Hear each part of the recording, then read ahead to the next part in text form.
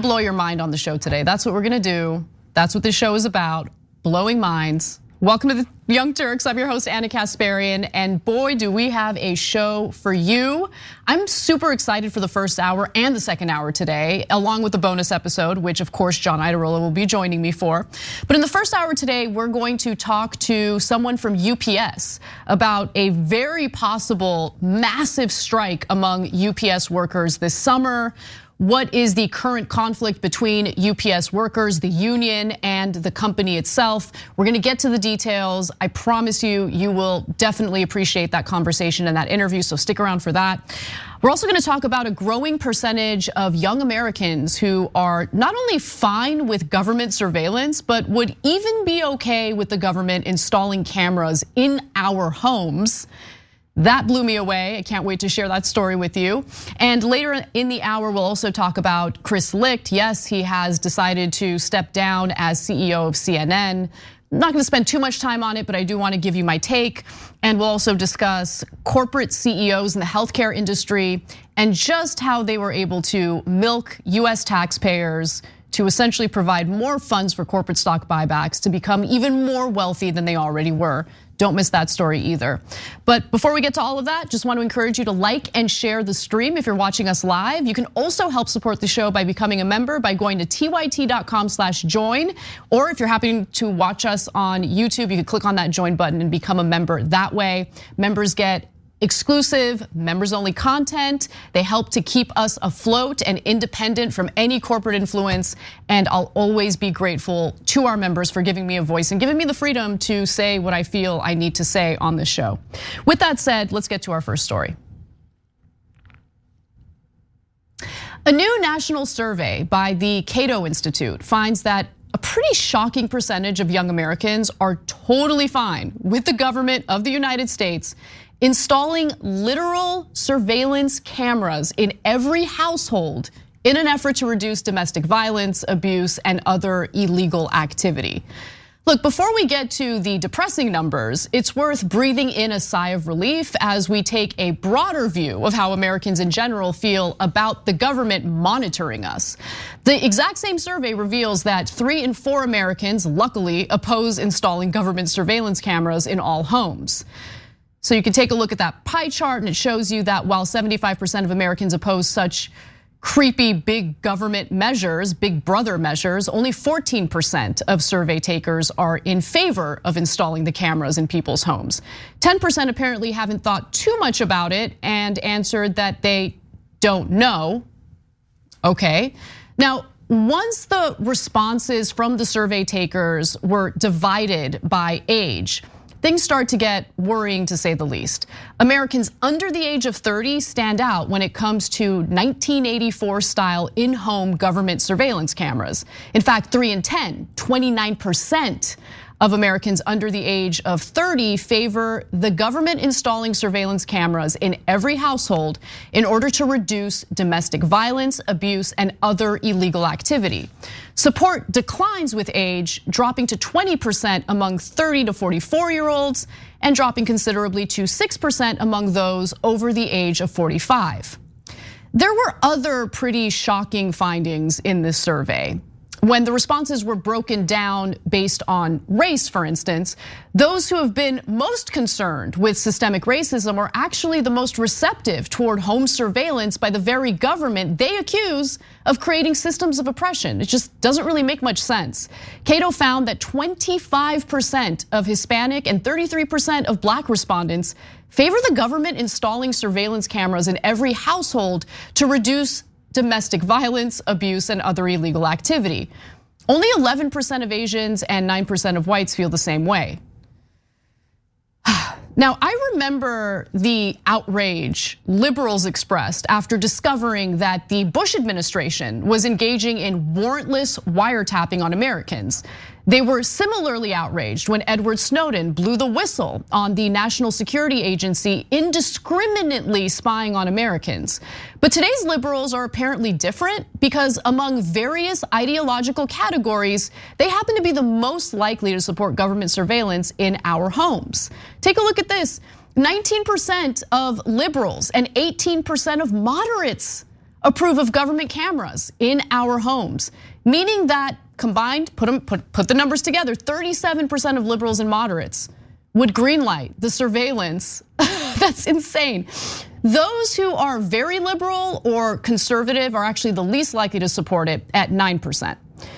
So look, even Ryan Grimm, who was a reporter over at The Intercept, sheds light on this phenomenon by sharing a personal anecdote. On Twitter, he wrote the following. Just anecdotally, when we at The Intercept do these kinds of stories on civil liberties that have been our bread and butter since the founding of the site, they just don't land or travel with readers like they used to. Look, I totally get that tons of people have grown accustomed to intentionally oversharing details about their personal lives on social media. But however misguided that behavior might be, it's behavior that people are, opting into and perhaps being watched and filmed endlessly by our neighbors, businesses, and local governments while we're in public spaces has lulled people into normalizing indiscriminate surveillance. Look, neither I nor the Cato Institute really know why there's a growing number of Americans who think that Big Brother watching us in our living rooms would somehow keep us safe. But look, not to get too harsh, if your brain has rotted so severely that you're under the impression that the government filming Americans in their own homes would somehow fight crime, maybe you should consider that there are plenty of crimes captured on camera in public spaces that maybe should be dealt with first. Also consider the panic that set in among large swaths of the electorate in 2016 as it became clear that Trump won the presidential election. Would the pro-surveillance squad be down with Trump or Gollum's spawn, Stephen Miller, spying in on what you're up to at home? That's the thing about Americans stupidly giving up their freedoms over promises of government protection. They tend to forget that their favored political party won't be in charge forever, and their role in concentrating power among government officials only helps to fast track us toward authoritarianism. And learning about history is important because it's the only way we can prevent repeating the same mistakes. You don't even have to go back far to see how our federal government has abused its power, especially when it comes to surveillance. The Bush administration was able to increase its power while decimating the civil liberties that we were enjoying through the Patriot Act following the 9/11 terrorist attacks on the World Trade Center. Americans were terrified of another attack, and the Bush administration exploited that fear to pass the Patriot Act. But Bush went even further with warrantless wiretapping, meaning that the government could spy on Americans without probable cause and without obtaining a warrant from a judge. In fact, back then, ABC News had reported on this. This is a piece from October 8th of 2008. And back then they wrote this: despite pledges by President George W. Bush and American intelligence officials to the contrary, hundreds of US citizens overseas have been eavesdropped on as they called friends and family back home, according to two former military intercept operators who worked at the giant National Security Agency Center in Fort Gordon, Georgia.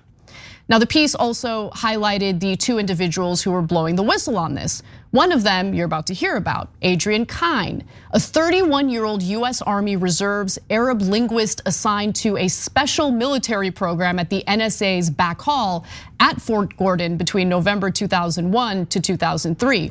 She said that US military officers, American journalists, and American aid workers were routinely intercepted and collected on as they called their offices or homes in the United States. This was taking place as they were traveling abroad and calling in to the United States to connect with their family members and their loved ones.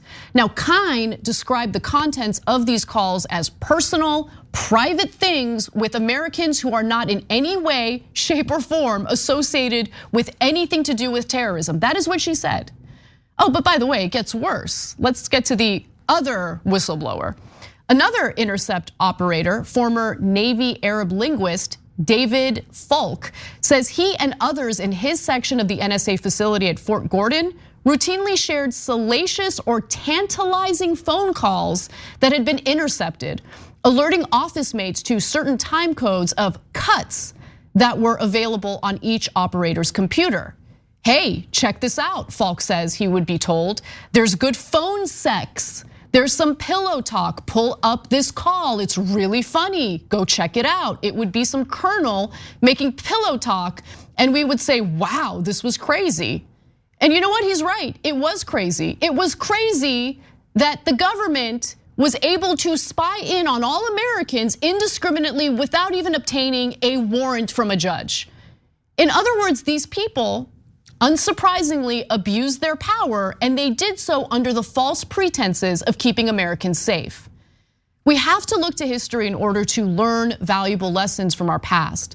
The 14th Amendment to the Constitution makes clear that Americans should not be subjected to unreasonable searches. In fact, let's read from it right now.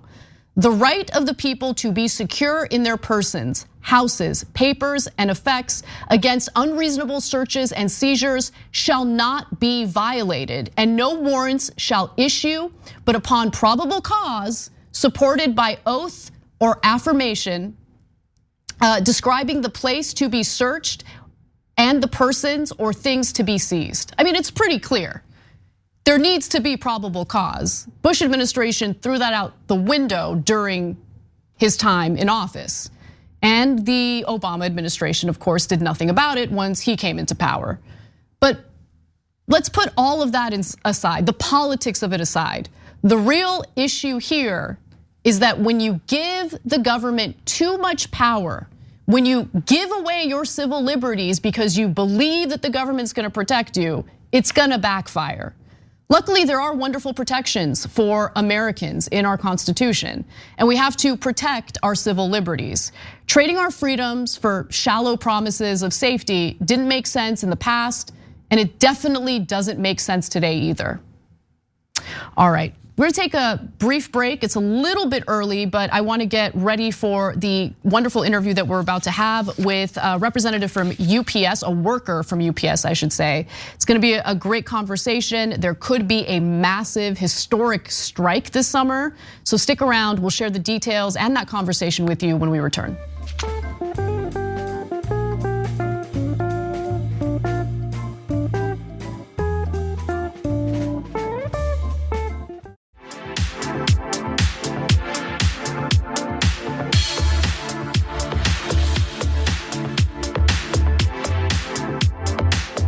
Welcome back to TYT. Special thanks to our new member, Rochelle Hubert. Definitely appreciate you all becoming members, helping to support the show and the work that we're doing here. Thanks to you, we're able to have the conversations that we're about to have, and I hope you enjoy it. So let's get right to that. This summer, some 350,000 UPS workers could walk off the job, making it the largest US strike in the 21st century. The last time UPS workers walked off the job was in 1997, when Ron Carey, president of the local 804 Teamsters, led 185,000 UPS Teamsters on strike. The strike would last a mere 15 days before the union was able to declare victory. While the country has not seen a strike of that size ever since, hundreds of thousands of UPS workers who are still represented by the local 804 Teamsters union are gearing up to change that. As with most impending strikes, the heart of the dispute is the UPS contract.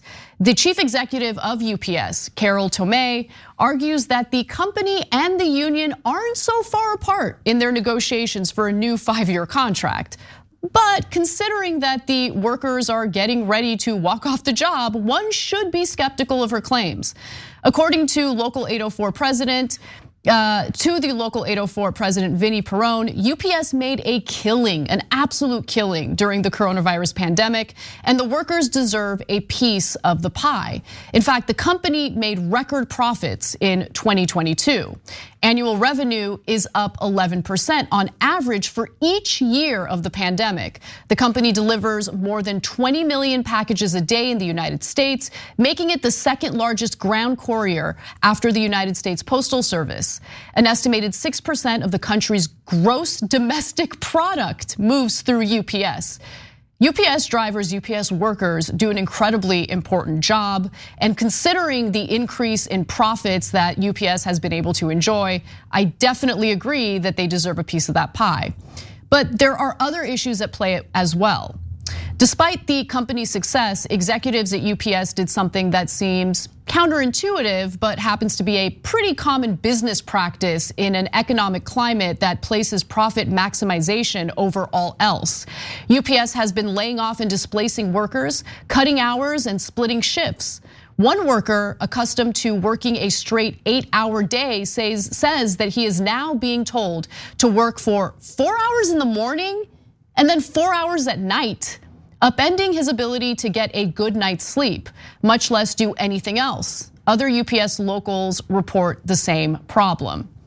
Now, contract negotiations began this past April, and the national master contract is set to expire on July 31st. What's really going on behind the scenes? How far apart are the employer and the union? And what's at the heart of the dispute?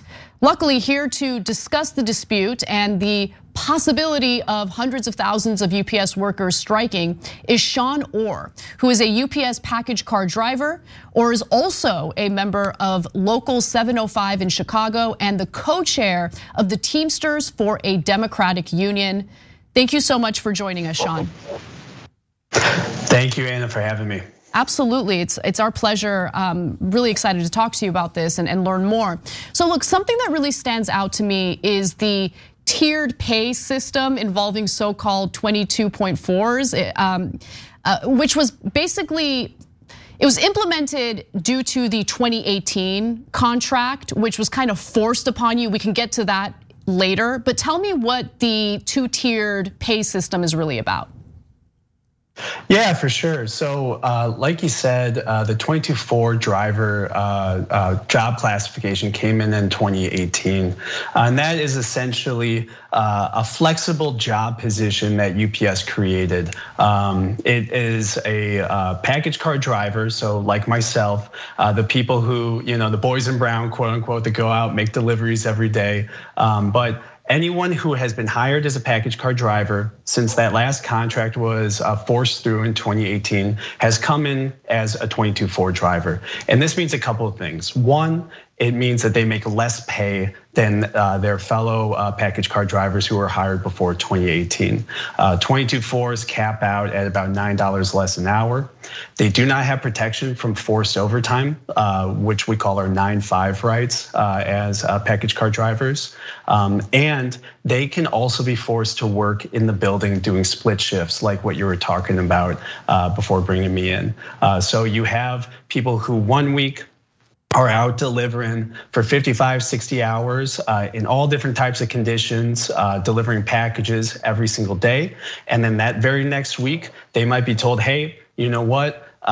Volume is quote unquote light. We have to cut routes, quote unquote. They plead poverty. Well, guess what? Now you have to come in and work from 1 a.m. to 9 a.m. in the warehouse. Do you have kids? Well, guess what? You got to figure out someone else is going to take them to daycare. You got to figure out somebody else is going to be picking them up from school or picking them up from grandparents because you're going to be sleeping, you're going to be working. It totally upends people's lives. And the reason that UPS wanted this and that our union at the time agreed to it, unfortunately, is because the company wants more flexibility. They don't want to be guaranteeing package car drivers their 8-hour guarantee to go out and make deliveries.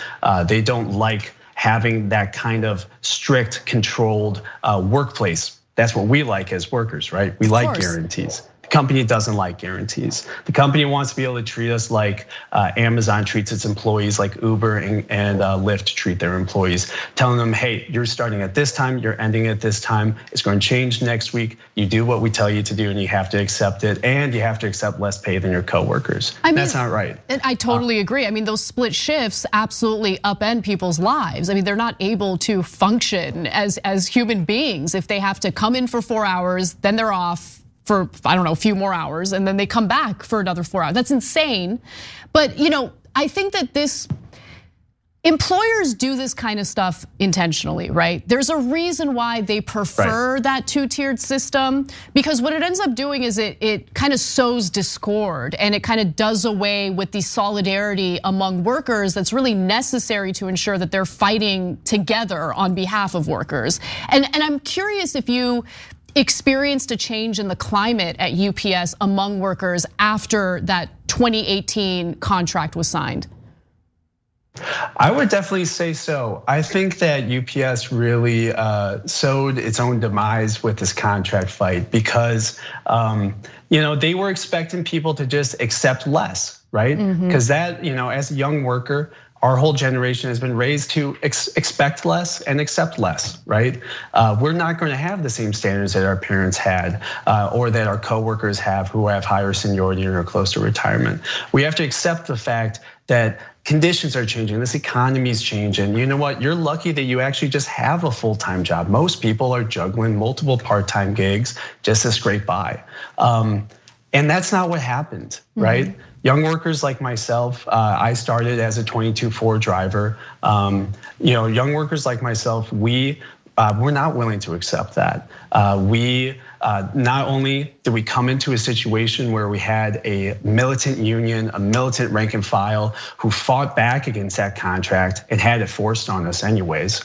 We voted that contract down in 2018 and our union leadership at the time decided to sign it anyways. That's why they're not our union leadership anymore. Okay, let's actually get to that right now because for sure. That backstory is so incredible and it's a story of awful leadership, but the rank and file actually fighting back against the awful leadership that led to that awful contract in 2018. So you guys were basically forced into signing that contract because of some arcane rule that James Hoffa decided to use. James Hoffa was the head of the general union.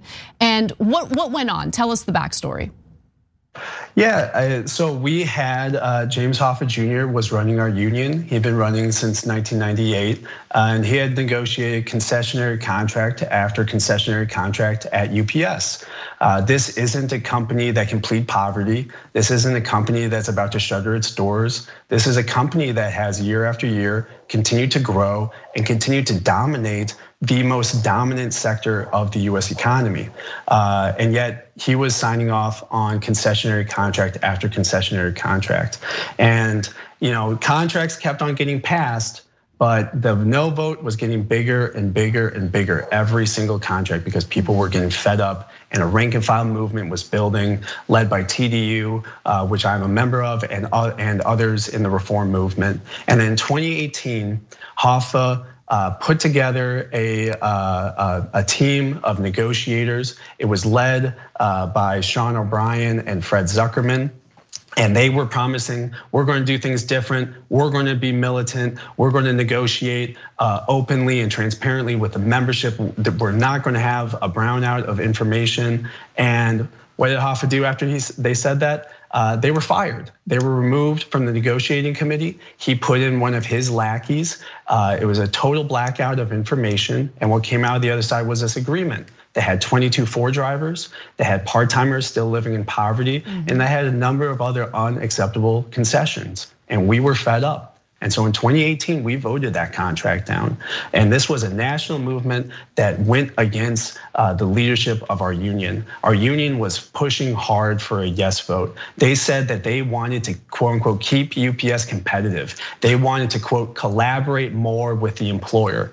Well, the membership didn't want that. So we voted that contract down. But like you said, Hoffa used an arcane rule in the IBT, the Teamsters Constitution, and he signed it anyways.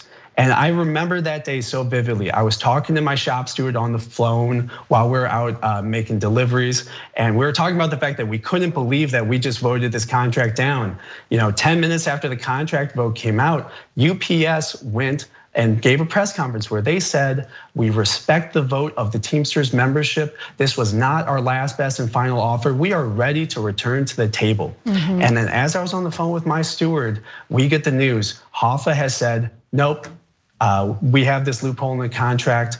The membership vote doesn't matter. This contract is hereby ratified. That's so crazy. When he did that, it was crazy. I mean, he suffered the consequences, and I give the rank and file union members, the workers, a lot of credit for actually taking action against him for forcing that contract on you all.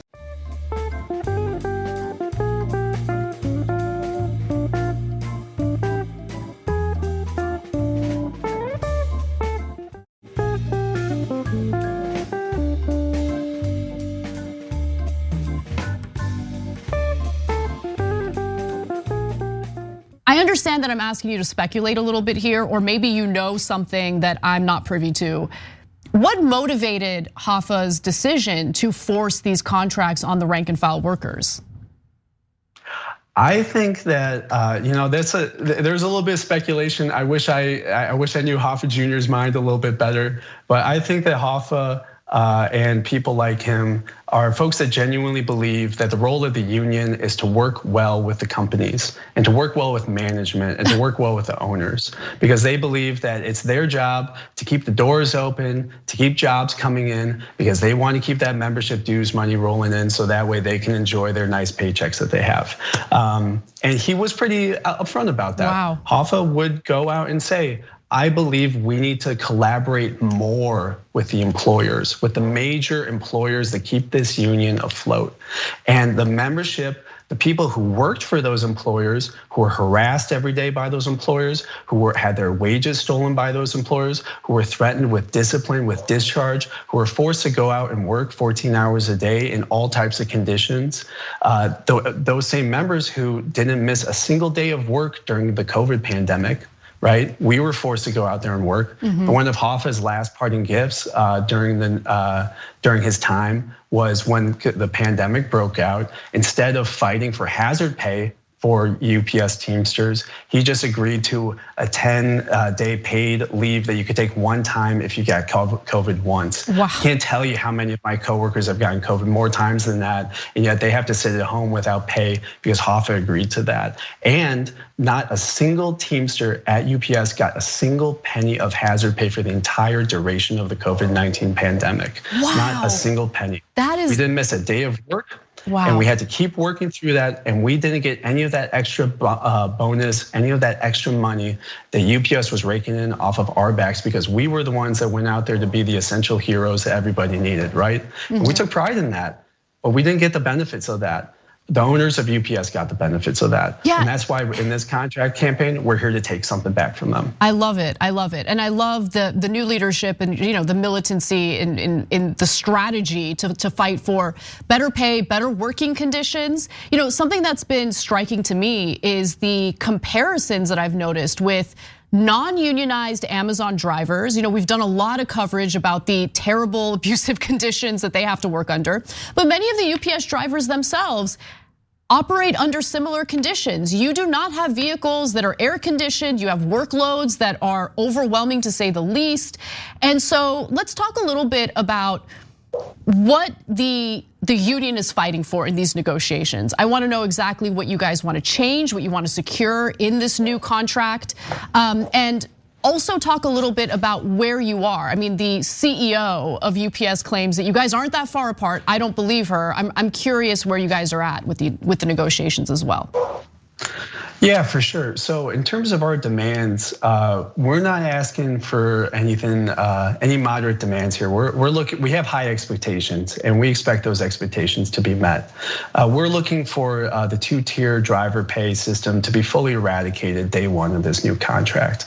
We're looking for a significant raise for part-time Teamsters. Part-timers make up over half of our membership. Most of the people who work in the warehouses, unloading trailers and loading package cars are part-time. In cities all over this country, they're at the minimum wage level. The contractual rate right now is $15.50. That's unacceptable.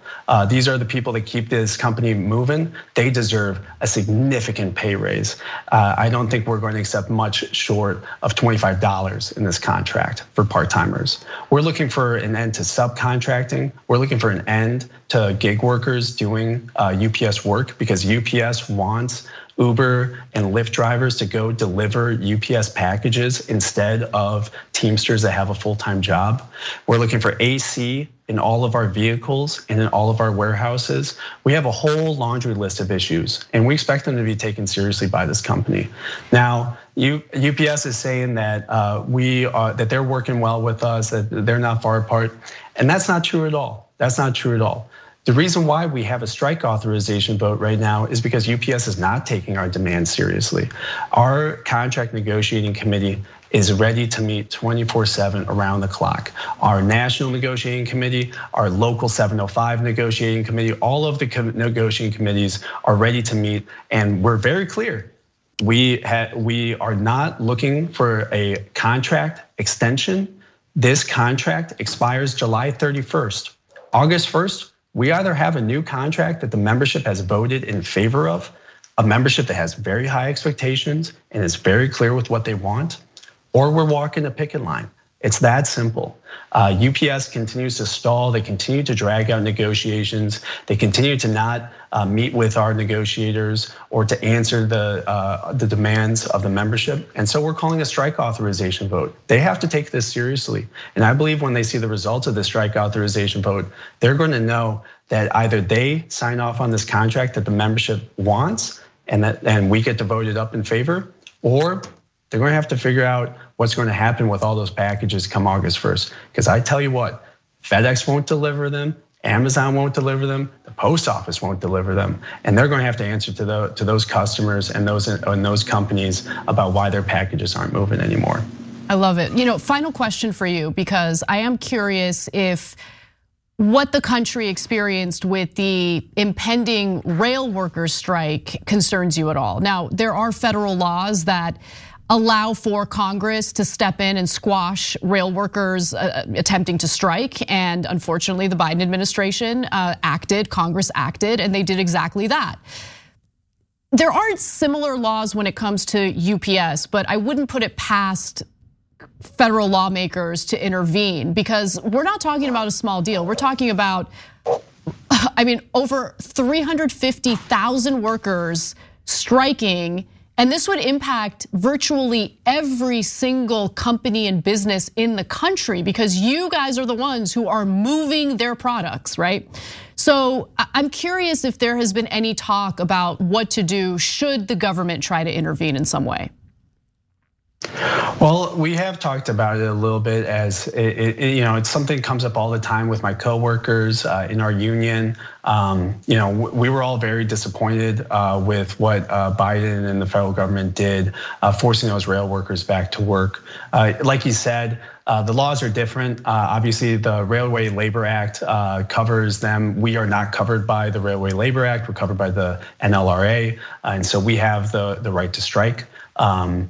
I believe that we expect things to happen very similarly if a strike happens to what happened in 1997, where Clinton was asked to step in and to try to intervene, try to hold negotiations, try to pull things together, try to call off the strike, pass something through Congress.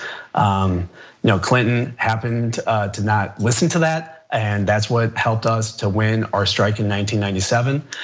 If we have to strike in August on August 1st, if UPS forces us to strike, I hope that Biden and Congress do the same and stand with us. I think that, like you said, this isn't a small company.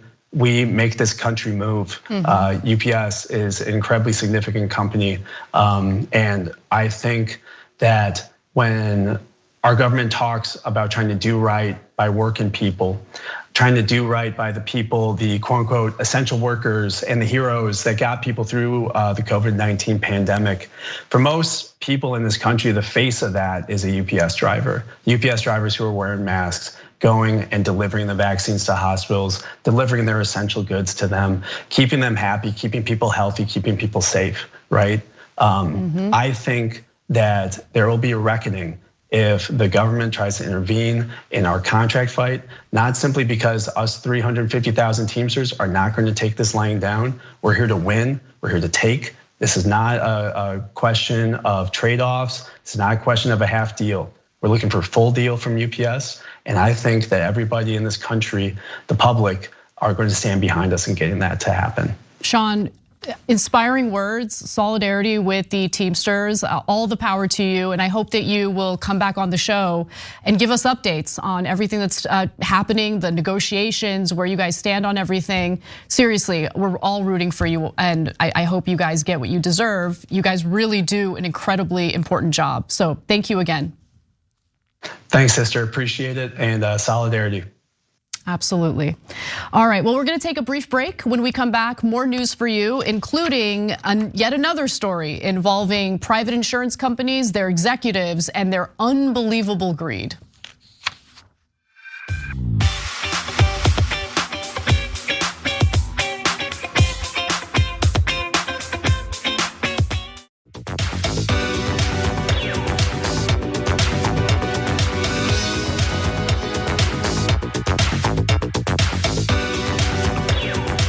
back to TYT. I'm Anna Kasparian, and let's get into a discussion on what corporate greed looks like, especially when it comes to executives in the healthcare industry.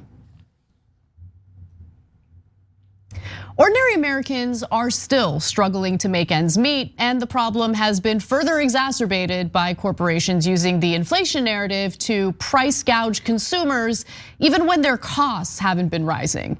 Now, greedflation seems to be paying off for shareholders and corporate executives because the top 1% are sitting pretty.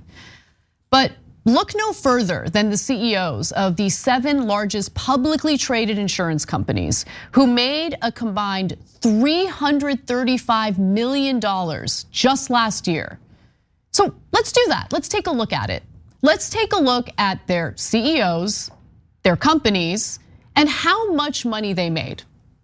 So Joseph Zubretsky, who's the CEO of Molina, he made a whopping $180 million, followed by David Cordani, who's the head of Cigna, and raked in $37.1 million in a single year. Now, Karen Lynch, CEO of CVS Aetna, made $30.9 million. Bruce Broussard, who's the CEO of Humana, was paid handsomely as well at $30.6 million. In fact, if you look at this list, the lowest paid insurance CEO is poor Sarah London, CEO of Centene, who only made a measly $8.2 million. Now, how'd these fat cats make it so big? For starters, they spent billions of dollars on stock buybacks. The executives receive a massive portion of their compensation package through stocks. And if they can game the system and inflate the value of shares, they get paid a lot more. That explains why this practice has been so widespread over the years. In fact, it should be banned, but of course it's not. Now, 7 of the top health insurers spent a whopping, get a load of this, $141 billion on stock buybacks between 2007 and 2022. And to make matters worse, some of those companies get a huge portion of their money from us, the taxpayers.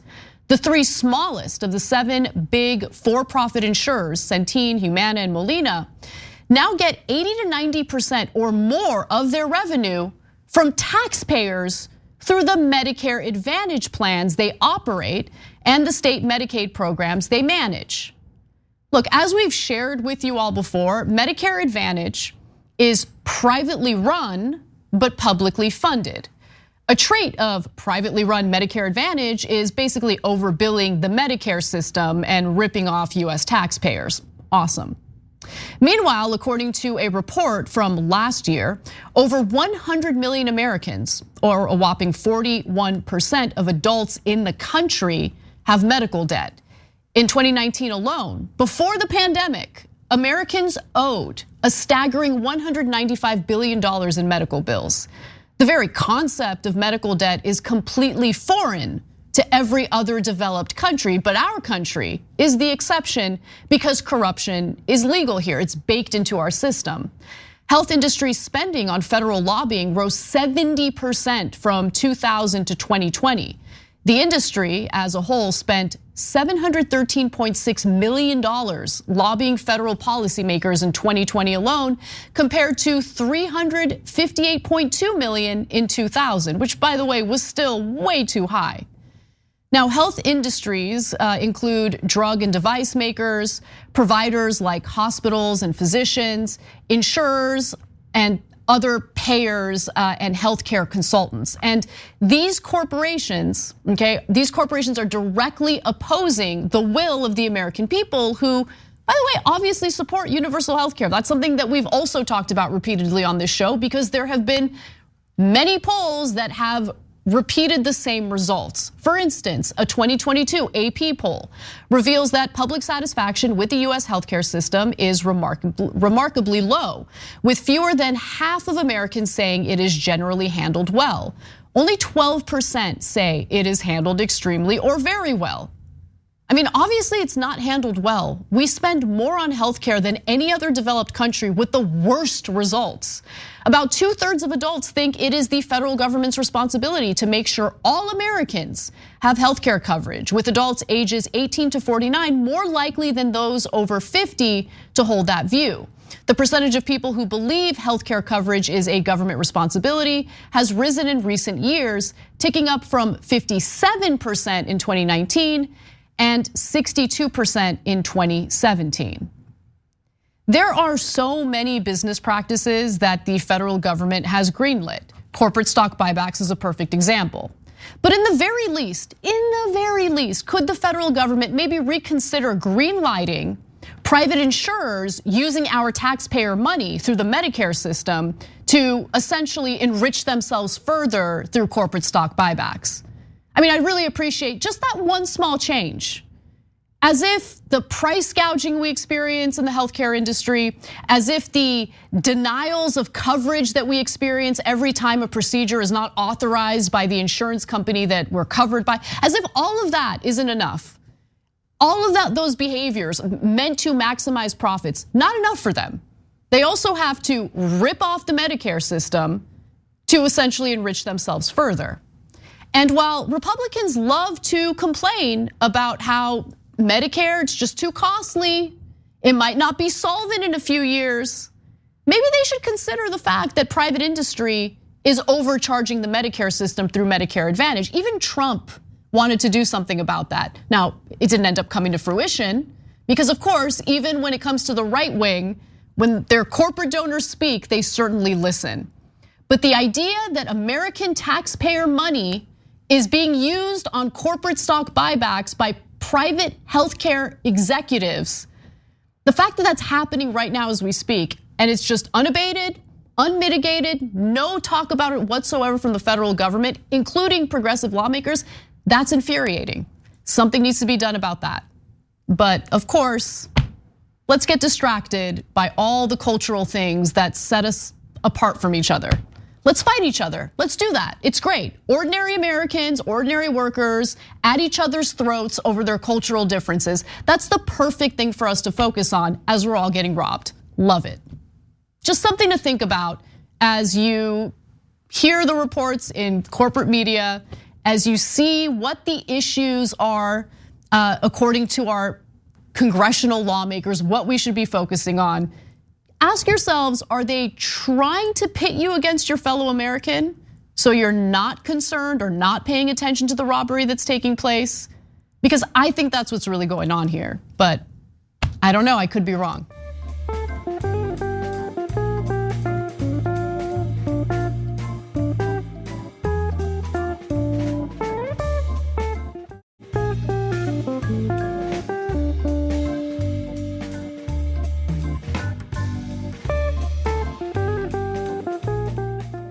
Anyway, let's move on to one of the headline stories today. I got to fit in one headline story in the first hour on Wednesday. So let's talk about Chris Licht. CNN's chairman and CEO, Chris Licht, is leaving the network. Licht took over the network a little over a year ago. David Zaslav, the chairman of CNN's parent company, Warner Brothers Discovery, he just made the announcement at the network editorial meeting. For now, a leadership team will take Licht's place. Chris Licht's time as the CEO of CNN was a short one, as the cable network announced this morning that he's stepping down. Now, the decision was made following backlash from hosts and staffers at the network, the firing of Don Lemon and the lengthy profile in The Atlantic shedding light on some of Licht's terrible decisions. All of that kind of played a role here. Now, those decisions included hosting a town hall with Donald Trump as an olive branch to Republican voters, which ended up being perceived as anything but by the right because it was moderated by Caitlin Collins, who didn't have a really great history with Donald Trump. Now, Warner Brothers Discovery CEO David Zaslav confirmed the news during the network's morning call, saying, quote, "I met with Chris and he will be leaving CNN." Zaslav apparently took responsibility for Licht's failure, telling the 800 staffers who joined that morning call that for a number of reasons it didn't work out, and that's on me. Now, Zaslav also noted that he feels no rush to find a new CEO. And for now, Licht will be succeeded by a team of 3 people who are already executives at the network. And that includes Amy Entelis, who is the executive vice president for talent and content over at CNN. We also have Virginia Mosley, the executive vice president of editorial at CNN US, and Eric Sherling, executive vice president of US programming. I know nothing about any one of them, but they've been at CNN. And it doesn't seem like much is likely to change with this new move of having a 3-person leadership team take charge. But nonetheless, back to Licht, who we covered earlier this week after The Atlantic published a stunning profile on him. After the piece was published, Licht told CNN staffers on Monday of this week that he vowed to earn their trust back. But apparently it was too late.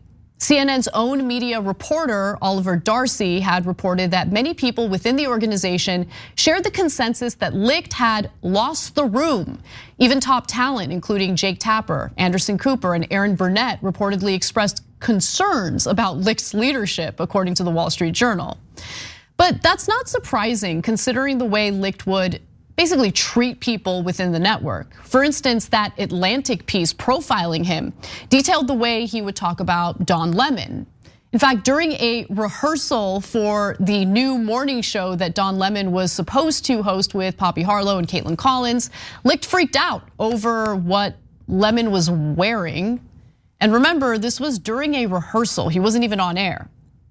Let me read from the piece. Lemon had changed into a white jacket, the collar made of fur, with a turtleneck underneath. "What the F is he wearing?" Licht blurted out.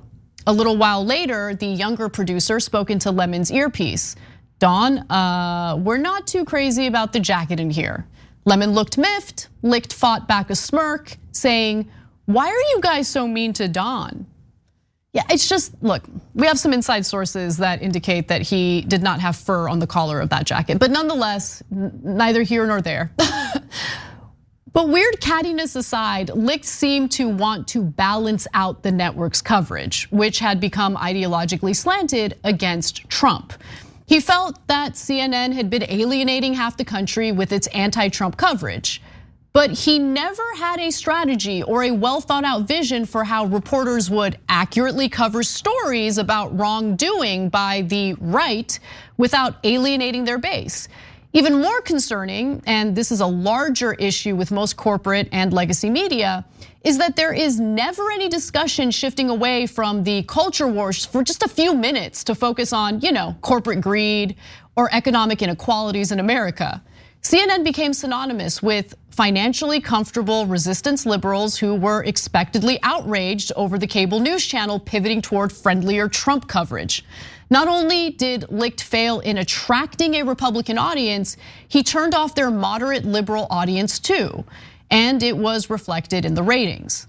During Licht's leadership, the network saw poor ratings and lower profits. Last year, the network brought in $750 million in profits, which was down from $1.25 billion in 2021, according to the New York Times.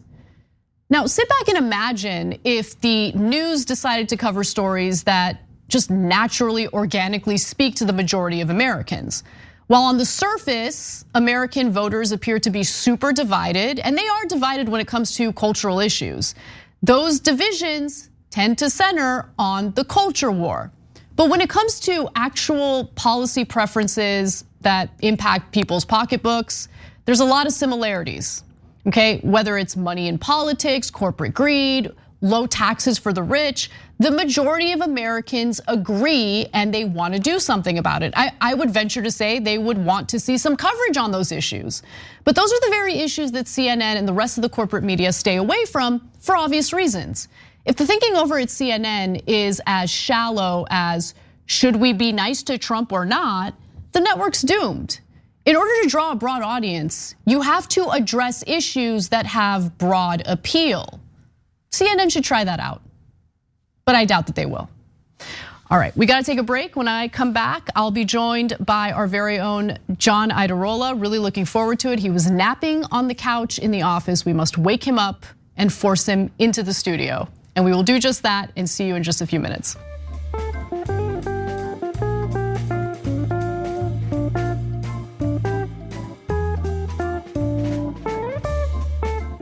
Thanks for listening to the full episode of The Young Turks. Support our work, listen ad-free, access members-only bonus content, and more by subscribing to Apple Podcasts at apple.co/TYT. I'm your host, Cenk Uygur, and I'll see you soon.